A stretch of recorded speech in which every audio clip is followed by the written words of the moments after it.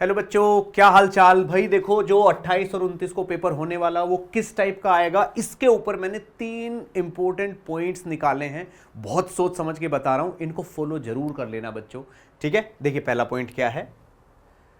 First point ये है कि भाई फिजिक्स, केमिस्ट्री और मैथ्स, अगर इनके ट्रेंड्स को देखा जाए तो फिजिक्स में क्या आ रहा है, ठीक है ना, थोड़े इजी प्लस मॉडरेट इनके बीच का आ रहा है। टफ तो आ ही नहीं रहा है, टफ नहीं आ रहा है, इजी और मॉडरेट के बीच के क्वेश्चन आ रहे हैं, ठीक है ना। केमिस्ट्री में भी इजी प्लस मॉडरेट बीच के आ रहे हैं, और भाई एनसीईआरटी से काफी डायरेक्ट सवाल आ रहे हैं इनऑर्गेनिक में, और कुछ कुछ फिजिकल में भी आ रहे हैं एनसीईआरटी से। लेकिन मैथ का क्या हो रहा है, मैथ हो रहा है लेंदी और थोड़ा सा मीडियम प्लस टफ साइड भी हो रहा है, ठीक है ना। इसका मतलब यह हुआ कि भाई फिजिक्स और केमिस्ट्री तो आसान है, और मैथ यहां पे थोड़ा कम स्कोर कर पा रहे हैं हम, हमसे ज्यादा क्वेश्चन हो नहीं पा रहे हैं, और लेंदी भी हो रहा है। तो भाई ये जो मैथ है, जिसका ये अच्छा हो जाएगा, जिसका स्कोर मैथ में अच्छा हो जाएगा, उसका स्कोर ओवरऑल अच्छा होने ही वाला है, ठीक है। तो भाई इसमें मैक्सिमम स्कोर करने के लिए मेरा मन क्या कहता है, मेरा मन ये कहता है कि सबसे पहले आप फिजिक्स या केमिस्ट्री दोनों में से जो भी स्ट्रांग हो आपका और जो इजी लगता हो वो करिए।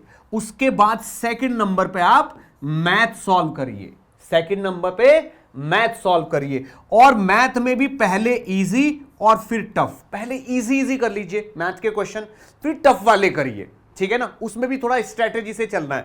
और उसके बाद जो भी आपका केमिस्ट्री बचता है तो केमिस्ट्री करो, और फिजिक्स बचता है तो फिजिक्स करो। सेकंड नंबर पे यानी कि बीच में मैथ करना है, और एग्जैक्ट 1 घंटे का टाइम देना है। कितने का टाइम देना है? 1 आवर का, एग्जैक्ट 1 घंटे का टाइम देना। उसके बाद सेकंड वाला, लास्ट वाला पेपर।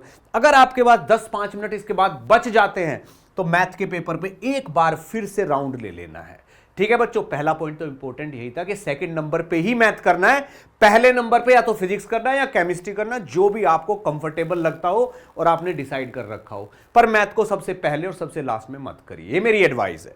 नेक्स्ट पॉइंट क्या है?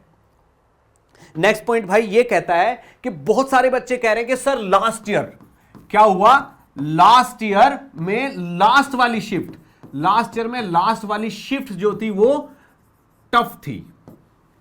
क्या सर इस बार भी आएंगी 28 और 29 वाली शिफ्ट, क्या इस बार भी टफ आएंगी? तो बच्चों आंसर है किसी को कुछ नहीं पता, और मेरे पर्सनल एक्सपीरियंस से तो ये मन में आ रहा है कि नहीं आएंगी। जैसा ट्रेंड चल रहा है बिल्कुल वैसी की वैसी आएंगी, ठीक है बच्चों। तो अपने माइंडसेट को बिल्कुल ऐसा बना के रखो कि जो हमने मेहनत की है, जितनी हमने पढ़ाई की है, ठीक है ना, उसी में से आना है, और उसी के हिसाब से ये शिफ्ट होंगी बेटा। टफ के हिसाब से माइंडसेट बना के नहीं जाना है, राइट, ठीक है।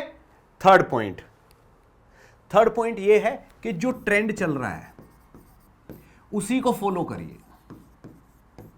ठीक है ना। कहने का मतलब ये है कि जैसे 22, 23 और 24 का पेपर जैसा आया है, इसमें इन तीनों पेपर में जिन टॉपिक की वेटेज सबसे ज्यादा है, 28, 29 में भी उन्हीं की ही वेटेज ज्यादा होगी, सेम टू सेम, बिल्कुल वही का वही ट्रेंड आने वाला है, ठीक है ना। तो बच्चों जिन इन 3 शिफ्ट के 3 डेज की 6 पेपर के ऊपर आपको जिस टॉपिक को आपने सबसे ज्यादा वेटेज के नंबर पे रखा है, उसी में से ही इन दोनों में दिन में भी आने वाला है, ठीक है ना। बिल्कुल भी टफ नहीं आएगा, बिल्कुल भी सरप्राइजिंग नहीं आएगा। तो बच्चों जो ट्रेंड इनका है वही ट्रेंड आपको मेंटेन करके यहां पे चलना है, और सारे फॉर्मूले बिल्कुल अच्छे से याद करके जाने हैं। बहुत सारे बच्चे गलत इसलिए करके आ रहे हैं, कई सारे तो कुछ लो वेटेज वाले टॉपिक के फॉर्मूले नहीं अच्छे से याद करके गए, और उनमें एक क्वेश्चन एक्सपेक्टेड था तो इस बार 2 आ गए हैं, तो उनमें से एक सवाल ही कर पाए। तो बेटा इसमें मेरे बस एडवाइस ये है कि जो भी इनका वेटेज है वही आपको एज इट इज फॉलो करना है, ठीक है।